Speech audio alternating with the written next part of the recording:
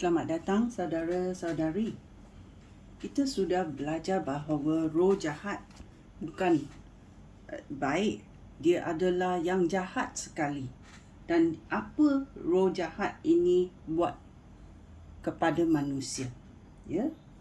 Nombor satu, dia akan menjangkiti manusia dengan seksa dan gangguan. Ya, manusia akan terasa terseksa atau diganggu, tiada kesejahteraan dalam hidup dia. Ya, kerana roh jahat boleh buat sedemikian. Dia boleh seksa emosi manusia. Dia boleh seksa mental manusia. Dia boleh ganggu emosi manusia. Dia juga boleh ganggu mental manusia. Ya. Dalam Matius 15, babak 15 ayat 22. Ya, apa dia kata? Matius 15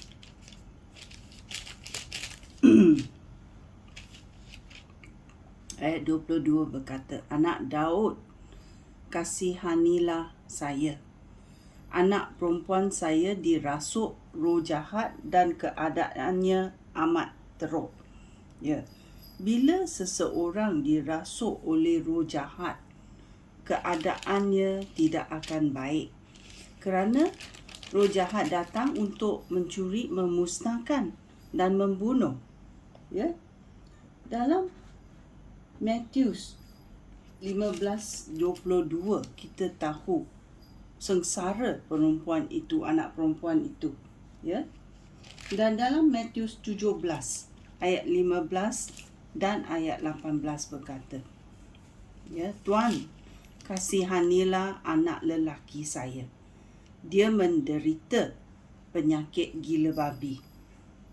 Serangan sawannya begitu teruk sehingga kerap kali dia jatuh ke dalam api atau air." Ya. Kerana roh jahat tidak mau melihat manusia senang.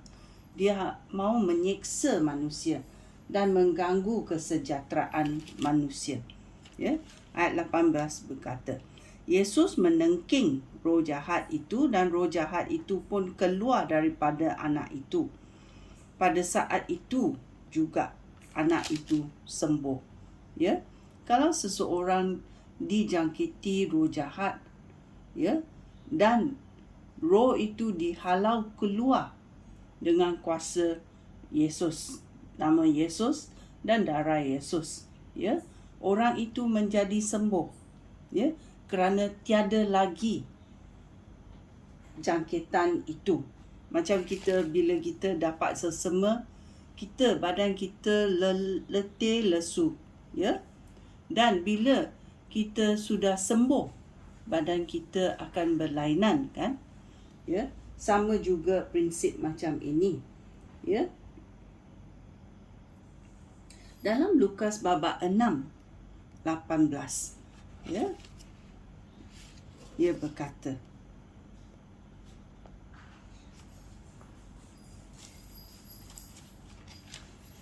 mereka datang untuk mendengar Yesus dan untuk disembuhkan daripada penyakit mereka.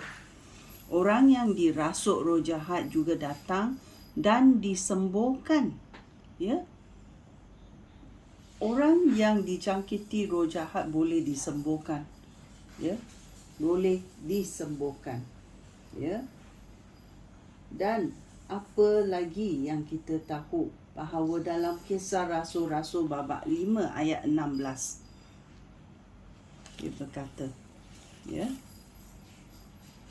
banyak orang datang dari bandar-bandar di sekitar Yerusalem. Mereka membawa orang sakit dan orang yang dirasuk roh jahat, dan semua orang itu disembuhkan.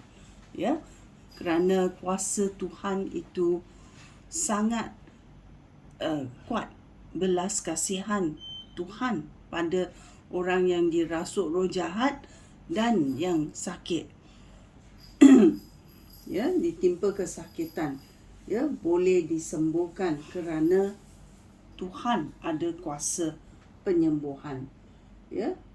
Oleh itu kita mesti tahu bahawa roh jahat mau melakukan benda yang tidak baik di badan manusia, iaitu dia nak siksa manusia.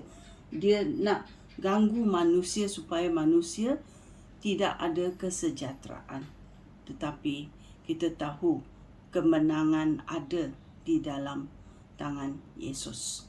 Ya, bila kita percaya, kita boleh guna kuasa Yesus Kristus sebagai penghalauan roh-roh jahat. Ya, ini kita tahu apa roh jahat boleh buat kepada manusia dan apa manusia boleh buat untuk menghalau roh jahat keluar. Sekian, terima kasih. Shalom.